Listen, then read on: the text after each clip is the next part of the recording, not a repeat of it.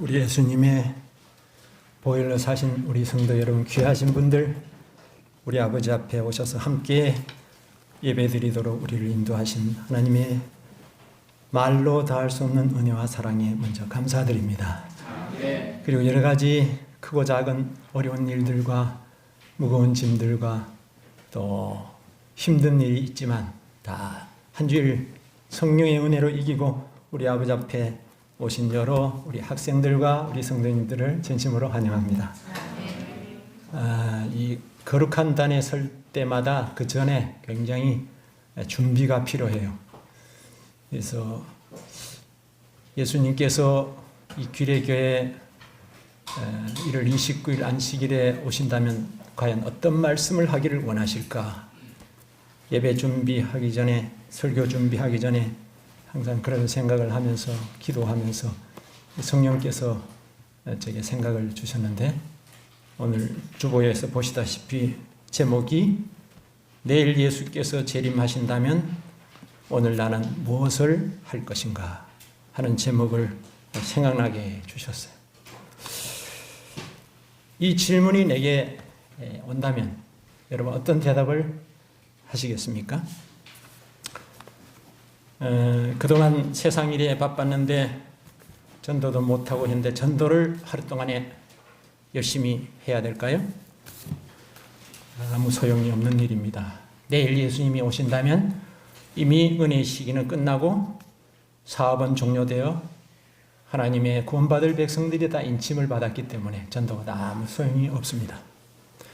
또 그동안 아껴둔 헌금을, 많은 큰 돈이 있는데 그것을 하나님의 제단에 들여서 하나님의 사업에 바치시겠습니까? 이미 사업은 다 끝나버리고 모든 돈들은, 그 귀한 돈들은, 아꼈던 돈들은 휴지 조각이 되어버렸습니다. 그럼 오늘만은 신경질 부리지 않고 화내지 않고 온유하게 살기로 결심하시겠습니까? 아닙니다. 이미 모든 사람의 운명은 불의하거나 거룩하게 다 결정 나버렸습니다. 영원히 결정되어 버렸습니다. 예수께서 가신 길을 따라 하나님의 말씀에 순종하며 살라고 그렇게 간곡히 호소하시던 성령님의 애절한 음성도 그쳤습니다. 지성소에서 당신의 피를 가지고 우리를 위해 탄원하시던 우리 예수님의 대제사장 봉사도 이미 끝나버렸습니다. 그럼 내일 예수께서 재림하신다면 나는 오늘 무엇을 할 것인가? 여러분 한번 생각해 보시기 바랍니다. 본문 말씀을 한번 보시겠습니다. 누가복음 4장 16절 말씀입니다. 누가복음 4장 16절 말씀을 우리 함께 봉독하시면 감사하겠습니다. 저는 개정판인데요. 시작. 예수께서 그 자라나신 곳 나사렛에 이르사 안식일에 늘 하시던 대로 회당에 들어가사 성경을 읽으시려고 서심해. 여기까지만 하겠습니다. 여기 단어 중에서 중요한 단어가 있습니다. 안식일에 늘 하시던 대로 회당에 들어가사. 또 옛날 개역 성경에는 규례대로 그랬습니다. 습관대로, 규례대로, 늘 하시던 대로, 그런 뜻입니다. 우리 예수님의 생애는 아버지의 뜻을 따라 이 땅에 오셨고 아버지의 뜻을 따라 이 땅에서 사셨으며 또 아버지의 뜻을 따라 하나님의 어린 양으로 거룩한 십자가의 제단에서 희생양으로 드리셨습니다. 그래서 시편에 예언한 내용이 예수님의 생애를 통해 이루어졌습니다. 시편 40편을 한번 보시겠습니다.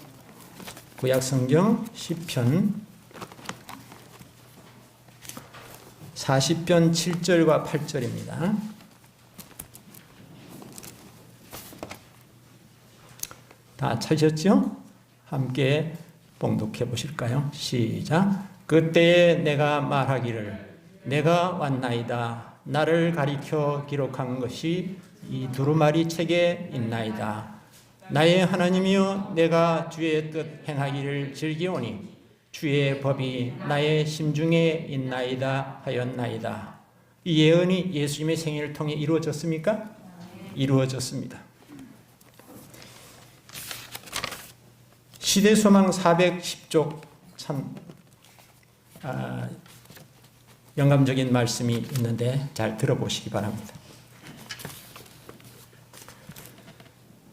예수께서는 이 영문 페이지입니다. 예수께서는 그가 인성을 취하시기 전에 사람이 되시기 전에 이미 잃어버린 인류를 구원하시기 위하여 걸어가셔야 할 전 여정을 보셨던 것이다. 그의 마음을 찌르는 심한 고통, 겟세마네에서 그분의 심장이 터지는 것까지 다 내다보셨습니다. 그의 머리에 씌워진 가시관, 터진 게 아니죠. 피땀 흘려 기도하시는 그가 견뎌야 하였던 군핍, 이 모든 것들이 그가 왕관과 왕복을 벗어던지시고 인성을 인성으로 옷 입으시기 위하여 보좌에서 내려오시기 전에 이미 다 아셨다. 말구유에서 시작하여 갈보리에 이르는 길이 모두 그분의 눈앞에 펼쳐졌다. 예수께서는 그 모든 것들을 다 아시면서도 내가 왔나이다. 나를 가리켜 기록한 것이 두루마리책 구약에 있나이다. 나의 하나님이여 내가 주의 뜻 행하기를 즐기오니 주의 법이 나의 심중에 있나이다 라고 말씀하셨다. 예수님의 생애를 통해서 바로 이 말씀이 이루어졌습니다. 예수께서 우리에게 보이시는 거룩한 모범은 가정에서 육신의 부모를 섬기실 때나 혹은 공생애에서 천국 복음을 전파하실 때나 병자들을 고치시고 봉사하시들 때나 해당을 찾아 안식일을 지키실 때나 혹은 천정계를 찾아 하나님과의 조용한 교통의 시간, 기도의 시간을 가지실 때를 막론하고 그분은 늘 하시던 대로 아버지의 뜻을 따라 갈보리까지 가셨습니다. 뭐 하시던 대로요? 늘 하시던 대로. 늘. 우리가 여기서 내일 예수님 재림하신다 하더라도 우리가 어떻게 해야 될지를 예수님이 보여주셨죠? 어떻게 살아야 됩니까? 우리가 늘 하던 대로. 가장 중요한, 가장 위대한 일이 무엇일까요, 여러분?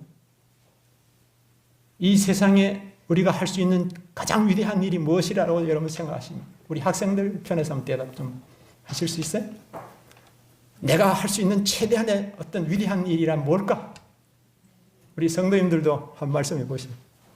매일의 의무를 충실하게 하는. 아, 예. 우리 김영자 지사 언제나 용감하게 말씀 잘. 매일매일 하나님의 백성으로서의 의무를 충실하게 한 참 좋은 대답해 주셨어요. 여기 교회증언 6권 439페이지에 너무 아주 적절하게 그러면서도 정확하게 말씀하시는 것이 있어요. 한번 따라 하시면 좋겠어요. 이 말씀이니까. 우리가 세상에서 할 수 있는 가장 위대한 일은 예수님의 품성을 삶 속에 실현함으로 하나님께 영광을 돌리는 것이다. 우리가 세상에서 가장 위대한 일은, 우리가 세상에서 할 수 있는 가장 위대한 일은 뭐라고요? 예수님의 품성을 우리의 삶 속에서 실현함으로, 실천함으로 하나님께 영광을 돌리는 거예요. 예수님이 겟세마네 동산에서 십자가를 지시는 게 너무너무 인간적으로 힘드시고 두려우셨어요. 아버지여 할만하시거든 이 잔을 내게서 지나가게 하옵소서. 그러나 나의 원대로 마옵시고 아버지 원대로 하옵소서.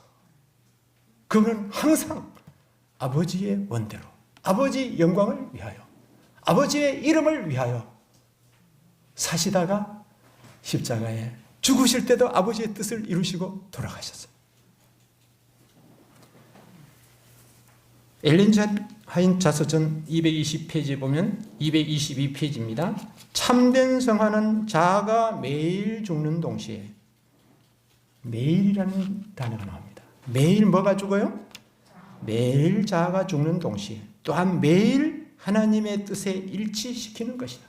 자아는 매일 죽고 어디에 일치시켜요? 하나님의 뜻에.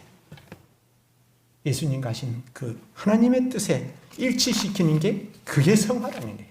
성화는 뭐 나는 죄를 이기는 경험을 했다고, 나는 뭐 40일 금식을 했다고, 나는 영혼구원을 뭐 얼마를 했다고, 교회를 몇 개를 세웠다고, 그게 아니라 매일매일 자아가 매일 그리스도 안에서 죽는 동시에 매일 내 삶이 하나님과 일치되게 예수님 가신 그 길을 따라가는 것을 여기서 성화라고 정의를 했습니다.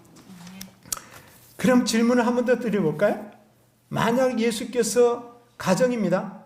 내일 재림하신다면 나는 오늘 무엇을 할 것인가? 답이 나왔습니까? 어떻게 해야 되겠습니까? 제 생활을 그냥 한번 제 고백을 말씀드려 보겠습니다. 내일 예수님이 재림하신다면 저는 늘 하던 대로 일찍 일어나서 기도를 드리고 말씀을 보고 또 세수하고 예배를 드리고 아침 식사를 하고 나서 출근하겠습니다. 왜냐하면 저를 기다리는 8분의 어르신들이 계십니다. 제가 안 나가면 어르신들은 아무것도 못해요. 그럼 제가 해야 되겠죠? 저는 요양원에 나가서 성실하게 일을 할 것입니다.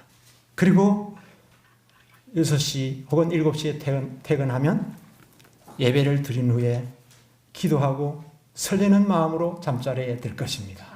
내일 예수님이 오실 거니까. 얼마나 설레겠습니까? 그리고 그리던 예수님, 나를 위해서 생명까지 버리신 그분이 내일 오시는데 얼마나 설레겠습니까? 걱정, 근심 있겠습니까? 다 아무것도 안개처럼 다 사라지고 아무것도 없습니다. 내가 실수할 때도 넘어질 때도 실망시켜드릴 때도 주님의 가슴을 아프게 해드릴 때도 한결같이 우리 곁에 계시고 십자가에 상하신 손으로 붙잡고 순구야 일어나라 내가 여기 있노라고 말씀하시던 그분이 오신다는데 얼마나 설레겠습니까? 그분이 오신다는데 얼마나 가슴을 벅차겠습니까? 그냥 내일 오신다고 막 날고 뛰고 뭘 해야지 그러고 한다고 뭐 되겠습니까? 되는 거 아무것도 없습니다. 마태복음 24장을 보시겠습니다. 마태복음 24장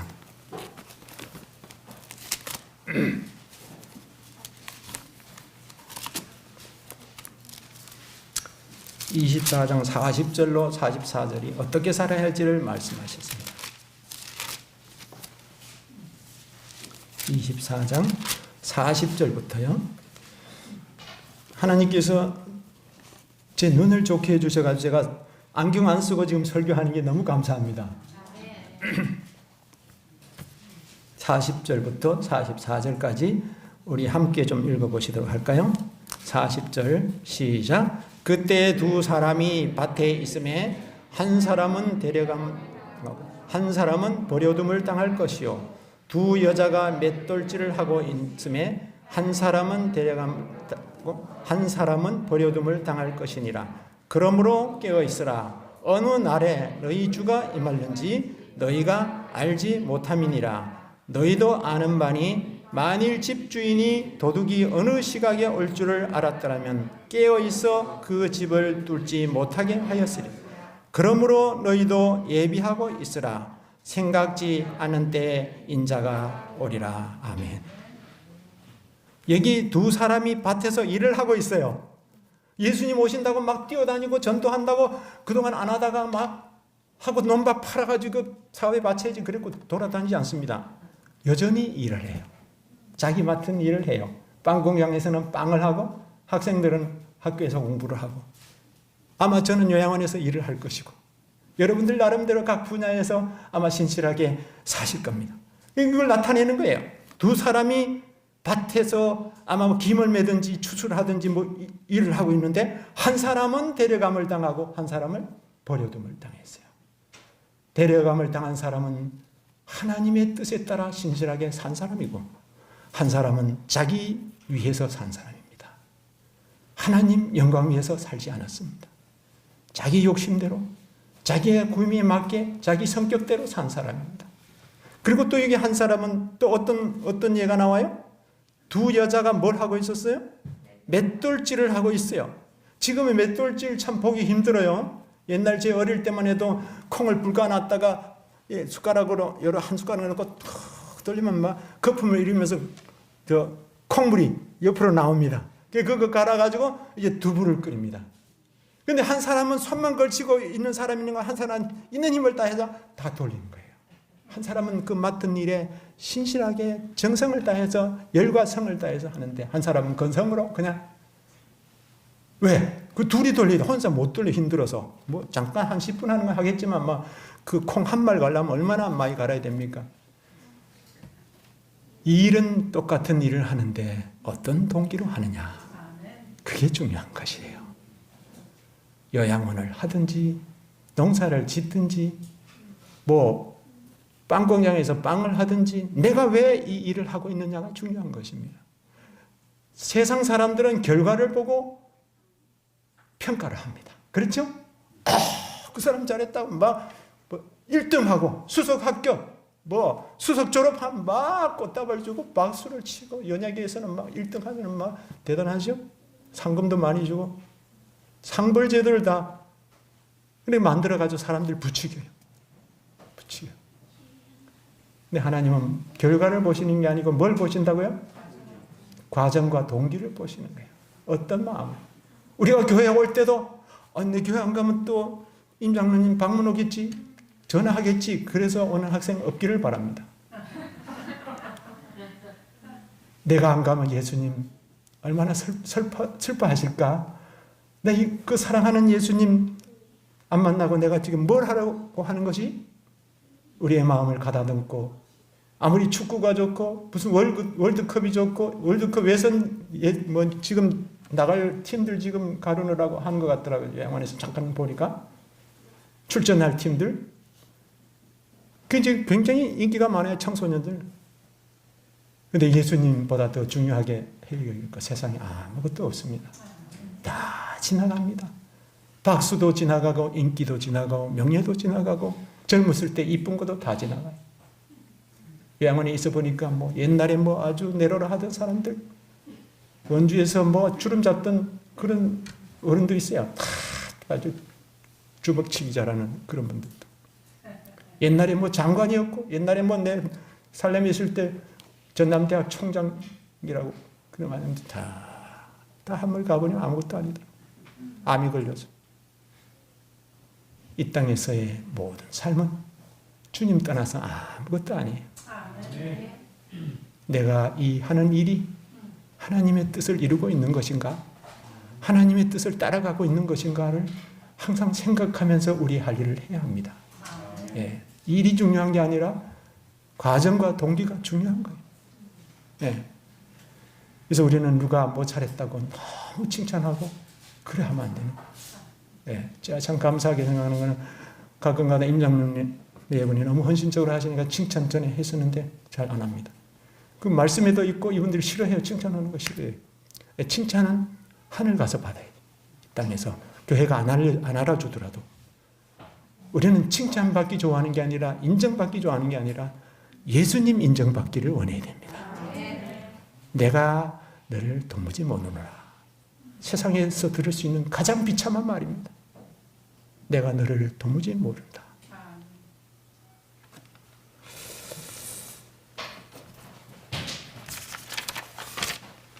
다니엘 6장을 봅시다. 다니엘 6장 보면 신나는 얘기죠? 무슨 얘기가 있어요? 6장 10절 보십시다. 에스겔 다음에 다니엘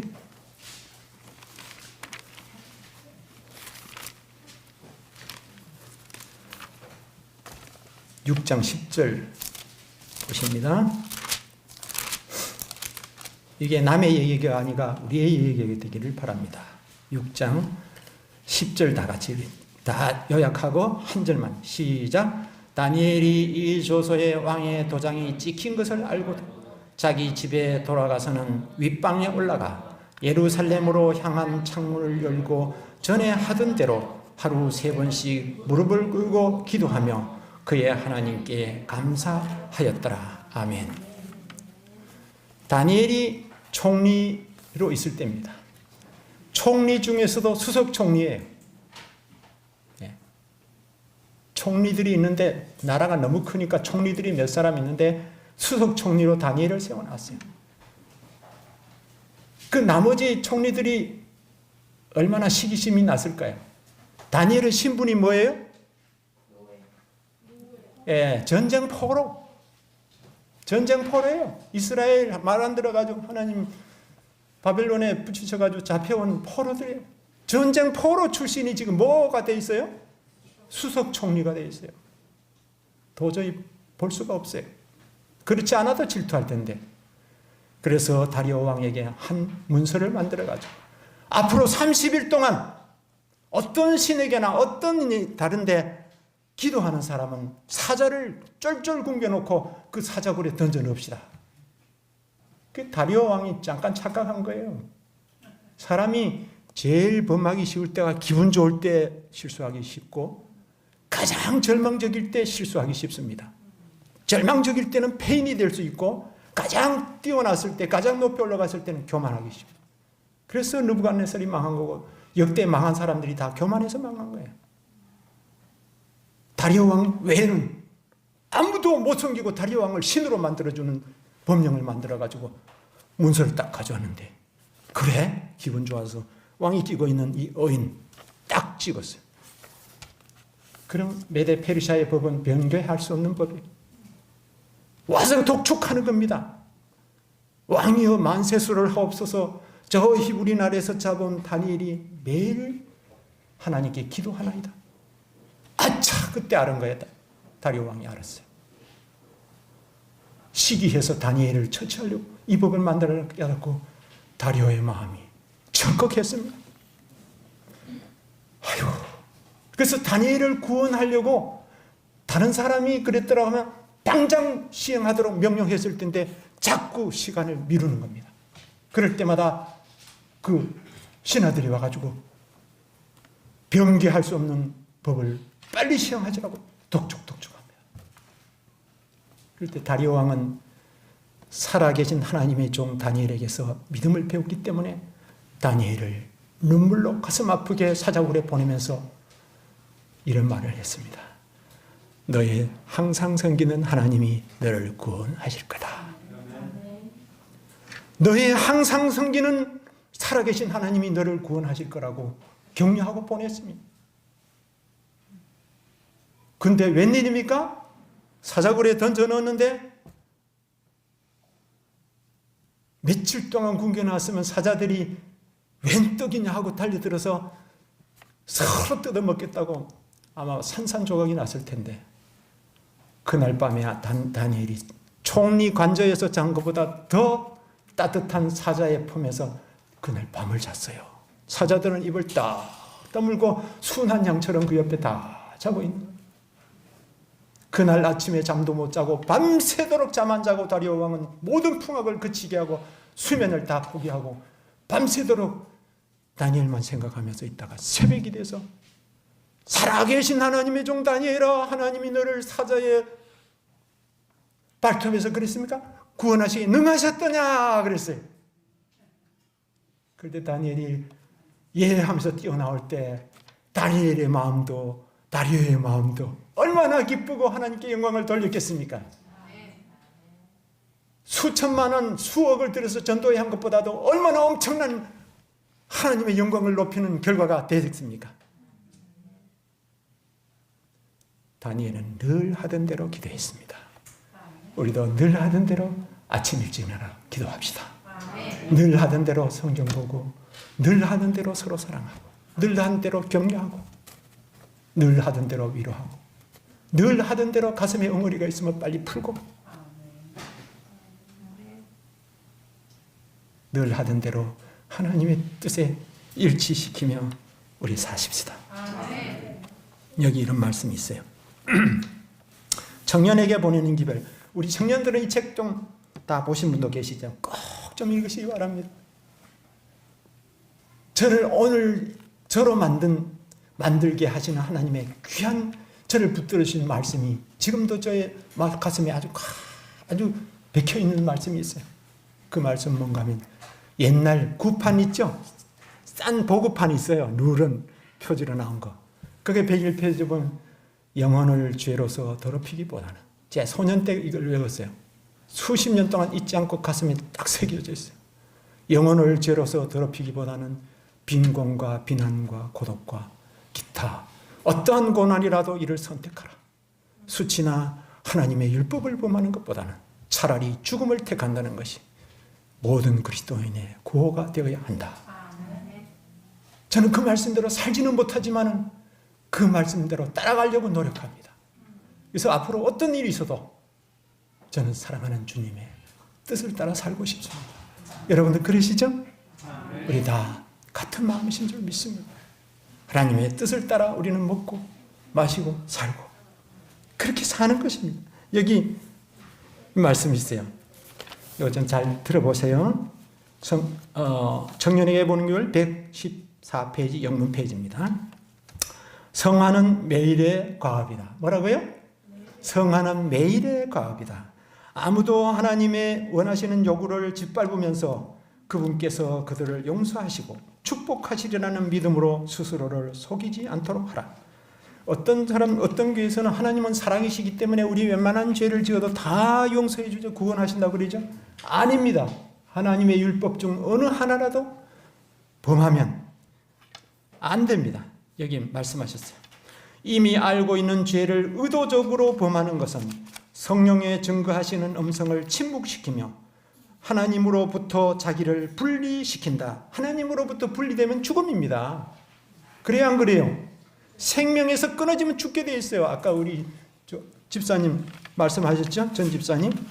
원죽에서 끊어지면 죽는 거예요. 사과나무가 됐든 뭐가 가는 나무가 됐든 배나무가 됐든 끊어지면 죽는 겁니다. 우리는 생명에서 끊어지면 죽는데 하나님의 음성을 침묵시키고 하나님으로부터 자기를 분리시킨다고 그랬어요. 뭐 하는 것이? 자기가 알고 있는 죄를 의도적으로 계속 그걸 가지고 나가면, 그걸 버리고 회개해야 되는데 그걸 가지고 나가면, 하나님의 율법을 무시하는 자의 심령에 거하실 수 없다. 하나님은 하나님의 법을 무시하는 사람의 마음에는 절대로 거하실 수 없습니다. 하나님께서 당신을 영화롭게 하는 자들을 영화롭게 하실 것이다. 아멘. 예수님이 이 땅에 초림하실 때는, 아기로 오실 때는 죄인을 불러서 구원하시기 위해서 오셨지만은 두 번째 천천만만의 천사들과 함께 재림하실 때는 죄와 상관없이 자기를 바라는 자들에게 나타나십니다. 뭐와 상관없이? 죄와 상관없이. 그래서 우리는 이 땅에서 내가 성령님의 깨우치심을 통해서 지적해 주실 때 빨리 그 죄를 버리도록, 내 힘으로 안 되기 때문에 성령님의 은혜를 간구해서 눈물을 흘리며 이를 깨물며 그 죄를 버려야 합니다. 하나님이 고쳐주시겠지만 내가 신앙생활이 몇 년인데 그게 아닙니다. 고백하지 않고 버리지 않는 죄는 하늘 기록책에서 결코 지워지지 않습니다. 예수님의 십자가의 피도 씻어주지 못하십니다. 두 번째 재림하실 때는 죄와 상관없이 오신다는 사실을 우리는 기억하셔야 합니다. 그러면 또 하나의 질문을 드려보겠습니다. 그러면 하나님이 계시는 천국에는 어떤 사람이 갈까요? 답은 나왔죠? 어떤 사람이 갑니까? 여러 가지로 대답할 수 있어요. 8번만 가지고도 대답을 얼마든지 할 수 있어요. 오늘 설교를 가지고 대답한다면 어떤 사람이 갈까요? 네? 크게 한 말씀 보십시오. 마태복음 7장을 보십시오. 예수님이 딱 찍어서 말씀하셨어요. 마태복음 7장 21절로 23절입니다. 21절부터 23절까지 보시도록 하겠습니다. 시작. 나더러 주여 주여 하는 자마다 천국에 들어갈 것이 아니요 다만 하늘에 계신 내 아버지의 뜻대로 행하는 자라야 들어가리라. 그날에 많은 사람이 나더러 이르되 주여 주여 우리가 주의 이름으로 선지자 노릇하며 주의 이름으로 귀신을 쫓아내며 주의 이름으로 많은 권능을 행하지 아니하였나이까 하리니 그때 내가 그들에게 밝히 말하되 내가 너희를 도무지 알지 못하니 불법을 행하는 자들아 내게서 떠나가라. 천국에 들어갈 사람은 어떤 사람들이에요? 하늘에 계신 내 아버지 뜻대로 행하는 자라야 들어가리라. 제가 어떤 일반교회 목사님 설교 듣다 보니까 나 귀신을 수많은 사람을 귀신을 쫓아냈다고 자랑스럽게 이야기하더라고요. 귀신을 많이 쫓아냈다고 하나님 뜻대로 하는 게 아닙니다. 하나님의 말씀을 떠나서 하는 것들은 다 불법입니다. 하나님의 뜻을 벗어나서 하는 것들은 다 불법이에요. 귀신을 쫓아낸다니까 명분은 좋죠? 명분은 굉장히 좋은 거죠? 그런데 그 동기가 뭐냐면 내가 했다는 것입니다. 내가 했다는 거예요. 내가 교회를 짓고 내가 교회를 짓고 내가 영혼을 하고 내가 교회를 섬기고 내가 뭘 하고 내가 하나님이 하신 게 아니고 내가 한 거예요. 하나님 없이도 내 이름으로 얼마든지 할 수 있어요. 찬양도 할 수 있고 설교도 할 수 있고 교회도 질 수 있고. 그러나 하나님의 영광을 위해서 하지 않는 것들은 내가 한 것이지 하나님 모르는 하나님과 상관없는 일들이에요. 그래서 로마서 12장 1절에는 하나님의 뜻이 무엇인지 분별하도록 하라 그랬어요. 마지막 때. 하나님의 뜻이 무엇인지. 그리고 데살로니가전서 4장 3절 상단에 보면 하나님의 뜻은 이것이니 너희의 거룩함이라 그랬어요. 하나님의 뜻이 뭐라고요? 거룩함이라. 거룩함이란 뭐예요? 구별된 삶을 말하는 거예요. 구별된 삶. 하나님의 백성은 제가 전에도 행복하게 살 것인가 거룩하게 살 것인가 제가 설교한 거 다 잊어버리셨죠? 신통치 않은 설교 잊어버리셔도 되는데 우리가 거룩하게 되어야 된다는 사실은 꼭 잊지 마시기 바랍니다. 거룩한 사람들이 거룩한 나라에 갈 수 있습니다. 이 땅에서 저 사람 교회 다니면서도 거짓말 슬쩍 하니까 나도 슬쩍 하고 저 사람이 이익이 생길 때는 어떻게 하고 합리화시키고 저 사람이 성질내면 나도 성질내고 그게 아닙니다. 저 사람이 성질내도 나는 온유해야 되고 저 사람이 이익을 취하려고 거짓말해도 나는 정직해야 되고 그 사람이 하는 대로 따라가면 누가 끌고 가는 거예요? 사단이 끌고 가는 거예요. 하나님이 원하시는 대로 가야 성령의 인도를 따르는 사람. 네. 그게 바로 자기와의 싸움이에요. 저 사람 성질낼 때 내가 성질내는 거는 뭐예요? 내 마음대로 하는 거 아니에요? 예수님 그렇게 안 하죠. 얼굴을 치고 하나님의 거룩한 그분이 주먹으로 맞으셨어요. 그 치욕적인 침을 받다 예수님의 거룩한 이마에다 침을 뱉었어요. 그럴 때도 예수님은 어떻게 하셨어요? 내 재림할 때 보자 그러셨어요? 털 깎는 자 앞에 잠잠한 양처럼 말없이 하나님 뜻을 이루려고 십자가로 그냥 가시고 계죠. 채찍 걷기를 해도 십자가를 지워도 모욕을 해도 거짓 증거를 해도 아무 대답하지 않으시고 아버지 뜻을 따라서 십자가를 지러 가셨어요. 예수님의 삶은 우리의 샘플입니다. 그분의 가신 길을 한 걸음 한 걸음 따라가다 보면 예수님 닮을까요? 네, 예수님을 닮게 돼 있어요. 그래서 빌립보 1장 27절 상단에 보면 오직 너희는 하나님의 복음에 합당하게 생활하라 그랬어요. 그래서 우리는 일상 속에 늘 하나님의 뜻이 실현되도록 성령님의 도우심을 갈망함으로 하나님의 말씀 중심으로 살아가는 습관을 기르는 게 중요합니다. 우리 학생들도 그래요. 왜? 일상은 뭐가 되고? 습관이 되고 일상은 습관이 되고 습관이 반복되면 품성이 되고 품성은 결국 우리의 운명을 결정하게 되어 있습니다. 그래서 우리의 삶이 못된 습관을 빨리 고쳐야 됩니다. 한마디로. 그래서 저는 저녁에 자고 일어나서 혹시 못 일어날지도 모르니까 자기 전에 꼭 제가 입었던 옷을 잘 개놓고 양말도 잘 해놓고 이러고 잡니다. 왜? 예수님이 십자가 무덤에서 부활하실 때 부활인데 다 끝났잖아요. 구속사 끝냈는데 팽개 쳐버리고 이 세마포 다 수위 벗어 던져버리고 와셔야 되는데 척 이렇게 개놓고 나오셨어요. 무덤에다가. 그래서 저는 그 말씀을 보고 나서부터 저도 옷을 착착 개놓고 잠자리 듭니다. 못 일어날지도 몰라요.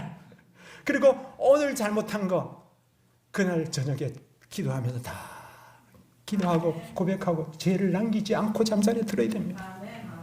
내가 지금 못 일어나면 그게 예수님의 죄임이고 운명의 끝이야. 그래서 우리는 그것을 명심하고 살아야 합니다. 예. 우리가 맛있는 것을 만날 때나 또 무슨 유혹이 있을 때나 이것이 하나님의 뜻인가 를 생각하고 우리 학생들 과식을 극복하고 나가시기 바랍니다. 게임하는 거 극복하시기 바랍니다. 이게 하나님 원하시는 뜻인가 생각하시기 바랍니다. 뭘 하든지. 그래서 제가 꼭 드리고 싶은 말씀은 바로 이것입니다. 내 자존심을 건드리고 모욕당하거든 원수들을 위하여 기도하신 예수님을 생각하며 성령님의 도우심을 구하여 믿음으로 참는다면 우리는 분명 내일 예수께서 재림하시더라도 당하거나 두려워하지 않습니다. 제일 참기 어려운 게 자존심입니다. 자존심. 자존심 건드리면 막 장로님들도 일어나는 거예요. 목사님들도. 이 자존심이 바로 나를 대표하는 거예요. 이게 없어지면 주인이 바뀐 거예요. 예수님이 주인이 딱 돼 있으면 이게 흔들림이 없어요. 저 사람이 모욕하든지 비난을 하든지 모함을 하든지 주인이 예수님이니까 아무렇지도 않아.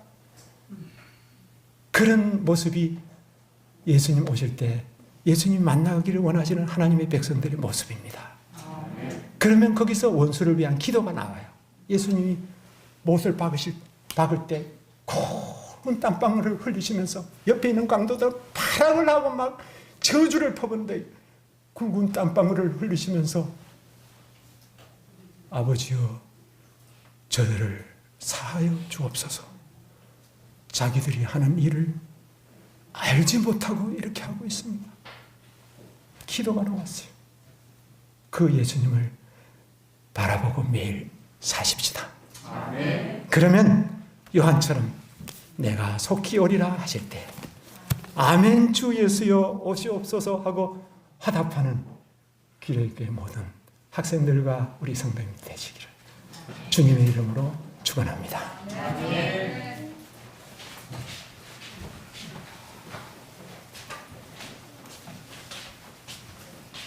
우리 말씀을 생각하시면서 다 함께 일어나셔서 575장 찬미를 하시겠습니다.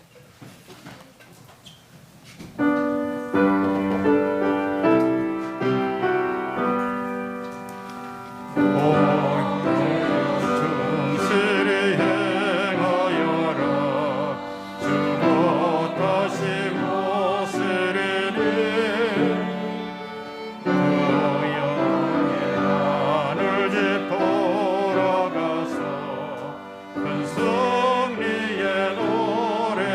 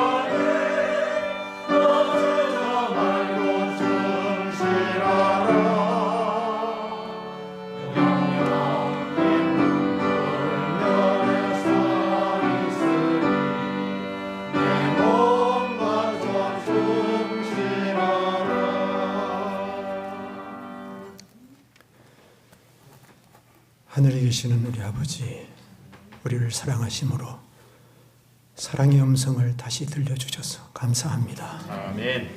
주님의 오심이 가까운 것은 분명한데 우리가 어떻게 살아야 할지 부족한 소자의 입술을 통하여 아버지 말씀을 우리에게 들려주셨사오니 그 말씀대로 살기를 간절히 원합니다. 아멘. 하나님의 영이 도와주지 않으면 우리의 자아는 너무나 수십 년 동안 오랫동안 길들여 왔기 때문에 우리 스스로 극복할 수도 이겨나갈 수도 없습니다.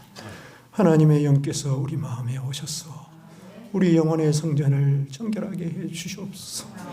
교만과 이기심과 세상을 사랑하는 마음 다 버리고 우리의 주인이신 예수님을 우리 마음 보좌에 모심으로 그분께서 마지막 십자가에까지 가시면서 이루신 일상 속에서 보이신 거룩한 모범을 따라 우리도 살 수 있도록 성령의 능력을 배가시켜 주시옵소서. 아멘. 우리는 오늘 넘어졌다고 실망하지 않고 언제나 우리와 함께 하시고 새 힘 주시고 일어나라고 힘있는 오른팔로 붙잡아 주시는 주님 의지해서 오늘도 내일도 일상 속에서 날마다 하나님의 뜻 이루기 위하여 가장 아름다운 동기로 가장 아름다운 과정으로 주님을 향하여 가도록 도와주시옵소서. 아멘. 죄와 상관없이 오시는 주님을 꼭 뵙기 원하오니 우리 학생들과 우리 성도들 모두가 다 하나님 앞에 서는 그날까지 예수님 영광을 위해서 날마다 살도록 새 힘 주시옵기를 언제나 우리와 함께 하시는